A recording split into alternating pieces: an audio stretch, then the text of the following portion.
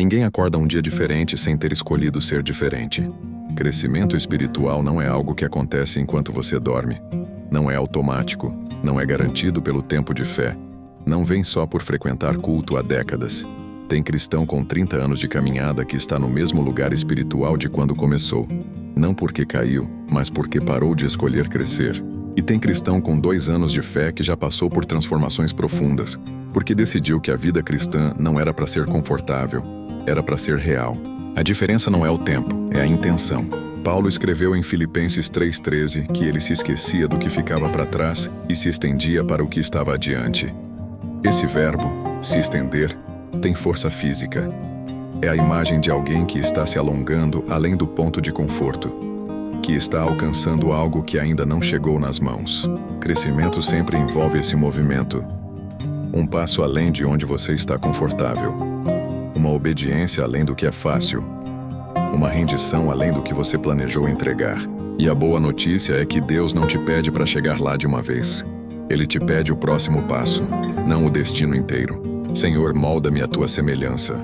Tem uma armadilha que pega exatamente os cristãos mais fiéis. Não é o pecado óbvio. Não é a rebeldia declarada. É o conforto espiritual. Aquela zona onde tudo está sob controle, os hábitos estão estabelecidos, a rotina religiosa está funcionando, e por isso ninguém questiona se está crescendo ou só repetindo. Uma árvore que para de crescer não está necessariamente morta. Está apenas estagnada.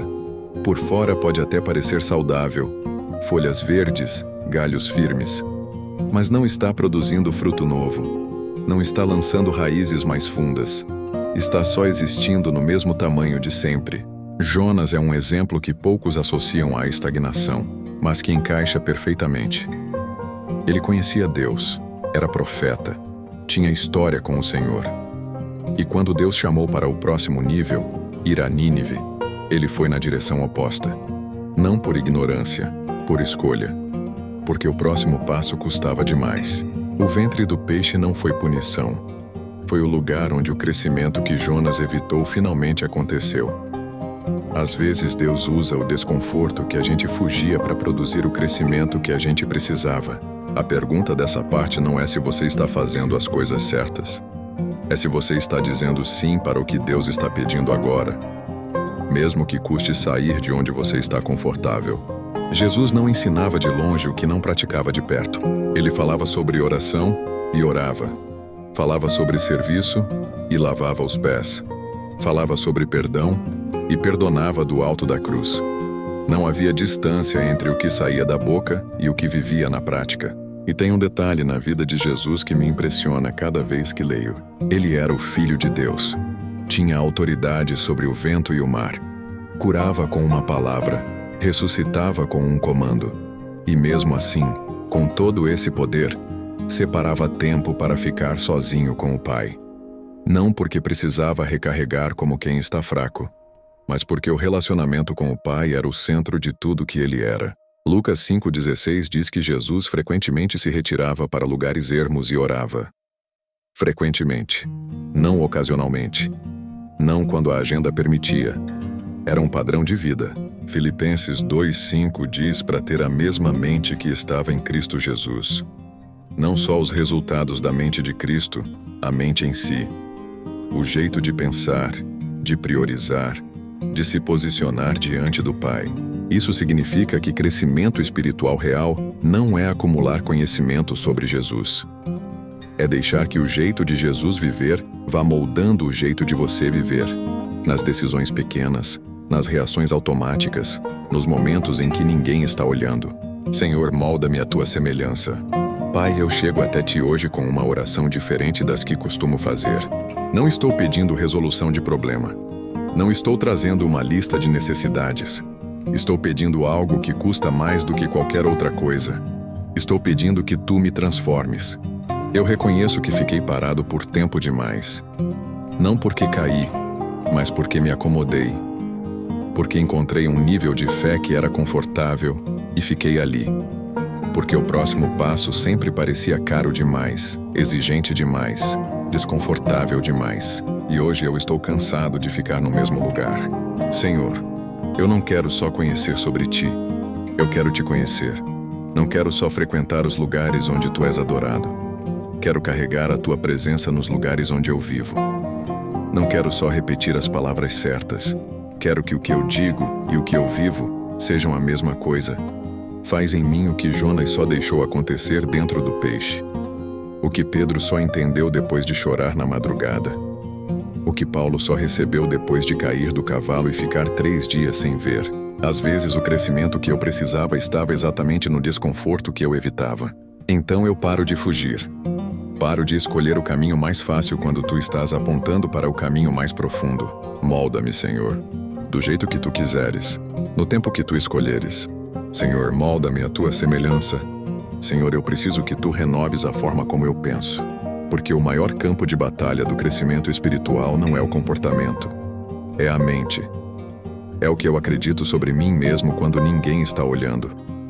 É o que eu penso sobre ti quando a situação está difícil. É o padrão automático de pensamento que responde antes que eu tenha chance de escolher diferente. Romanos 12:2 diz para não me conformar com esse mundo, mas ser transformado pela renovação da mente. Essa palavra, transformado, no original grego é metamorfo, a mesma raiz de metamorfose. Não é uma reforma superficial, é uma mudança de forma por dentro. E essa mudança começa na mente. Tem pensamentos que eu carrego há tanto tempo que já não reconheço mais como pensamentos. Parecem verdades. Que eu não sou capaz. Que já é tarde demais. Que eu fui longe demais para crescer agora. Que outros crescem, mas comigo é diferente. Essas não são verdades. São mentiras antigas que ocuparam o lugar da palavra de Deus. Espírito Santo, identifica os pensamentos que estão impedindo o meu crescimento. Os que me mantêm pequeno quando tu me criaste para mais. Os que me fazem recuar quando tu estás dizendo avança. Os que me convencem de que o conforto de hoje é melhor do que a transformação de amanhã. Renova a minha mente, Senhor, não de uma vez, dia por dia, pensamento por pensamento, verdade por verdade. Senhor, eu preciso que tu renoves a forma como eu penso. Porque o maior campo de batalha do crescimento espiritual não é o comportamento, é a mente. É o que eu acredito sobre mim mesmo quando ninguém está olhando. É o que eu penso sobre ti quando a situação está difícil. É o padrão automático de pensamento que responde antes que eu tenha chance de escolher diferente. Romanos 12:2 diz para não me conformar com esse mundo, mas ser transformado pela renovação da mente. Essa palavra me transformado, no original grego, é metamorfo, a mesma raiz de metamorfose. Não é uma reforma superficial, é uma mudança de forma por dentro. E essa mudança começa na mente. Tem pensamentos que eu carrego há tanto tempo que já não reconheço mais como pensamentos. Parecem verdades. Que eu não sou capaz. Que já é tarde demais. Que eu fui longe demais para crescer agora. Que outros crescem, mas comigo é diferente. Essas não são verdades. São mentiras antigas que ocuparam o lugar da palavra de Deus. Espírito Santo, identifica os pensamentos que estão impedindo o meu crescimento. Os que me mantêm pequeno quando tu me criaste para mais. Os que me fazem recuar quando tu estás dizendo avança. Os que me convencem de que o conforto de hoje é melhor do que a transformação de amanhã. Renova a minha mente, Senhor. Não de uma vez, dia por dia, pensamento por pensamento, verdade por verdade. Senhor, eu preciso ser específico agora, porque crescimento genérico não existe. A transformação que tu fazes é sempre cirúrgica. Vai direto no lugar que precisa ser tocado, não na superfície onde é menos doloroso. Então eu te entrego hoje o que eu sei que está me mantendo parado. Os hábitos que consomem o tempo que deveria ser teu. Não são necessariamente pecados óbvios. São escolhas repetidas que foram ocupando o espaço onde o crescimento deveria estar acontecendo. A hora que eu poderia estar na tua palavra, mas estou em outra coisa. O silêncio que eu poderia estar usando para ouvir tua voz, mas encho de barulho porque o silêncio me desconforta. Eu te entrego o orgulho que me impede de receber correção, porque crescimento sempre envolve ser corrigido, e eu nem sempre recebo bem isso. Às vezes prefiro estar certo a ser transformado. Às vezes defendo quem eu sou hoje, em vez de abrir espaço para quem tu queres que eu me torne. Eu te entrego o medo do próximo passo. Aquele chamado que eu ouço, mas finjo não ouvir. Aquela área onde tu estás pedindo obediência e eu continuo adiando porque o custo parece alto demais. Jonas foi na direção oposta e terminou dentro do peixe de qualquer jeito. Eu prefiro dizer sim agora, antes do peixe. Senhor, eu declaro sobre a minha vida hoje uma escolha, não um sentimento.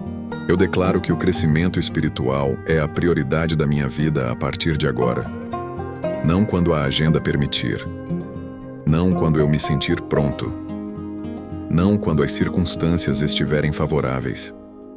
Agora, com a vida que eu tenho, no lugar onde eu estou, com tudo que ainda não está resolvido, eu declaro que a acomodação não tem mais lugar em mim, que o conforto de ficar parado não vale mais do que o custo de crescer, que cada desconforto que vier pela frente vai ser recebido não como punição, mas como processo. O mesmo processo que Jonas viveu dentro do peixe e saiu diferente do que entrou. Eu declaro que a minha mente está sendo renovada, que os pensamentos antigos que me mantinham pequeno estão perdendo espaço para a verdade da tua palavra, que eu sou capaz de crescer, não pela minha força, mas pela tua obra dentro de mim. Eu declaro que o próximo passo que tu estás pedindo, aquele que eu venho adiando, vai ser dado, com medo ou sem medo, com clareza total ou com apenas luz suficiente para o passo seguinte.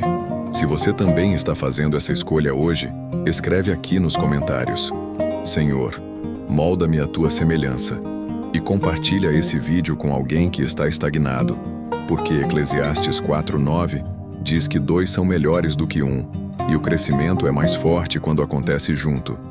Senhor, molda-me à tua semelhança. Pai, eu te agradeço por essa oração. Obrigado porque tu não desistes de quem ficou parado, que não olhas para os anos de estagnação e decretas que é tarde demais para crescer, que continuas chamando, não com impaciência, mas com a persistência de quem sabe o que o filho pode se tornar e não se conforma com menos. Obrigado por Jonas, que fugiu na direção oposta e mesmo assim chegou a Nínive. Obrigado porque o ventre do peixe não foi o fim da história de Jonas. Foi onde a história real começou. Obrigado porque tu usas até os desvios para nos colocar de volta no caminho do crescimento. Obrigado porque Jesus não ensinava de longe o que não vivia de perto, que eu tenho um modelo real, concreto, humano de como é viver crescendo, e que esse modelo continua disponível para mim pelo Espírito Santo que mora em mim. Lembra lá no começo quando eu disse que crescimento não acontece por acidente? Que ninguém acorda diferente sem ter escolhido ser diferente? Essa oração foi uma escolha. Você não chegou até aqui por acidente. Algo em você queria crescer mais do que queria ficar confortável. Isso já é crescimento. Senhor, molda-me à tua semelhança. Vai pro teu dia diferente de como chegou. Não porque tudo mudou, porque você escolheu mudar. E essa escolha, feita hoje, vai produzir fruto que você ainda não consegue ver. Em nome de Jesus, amém.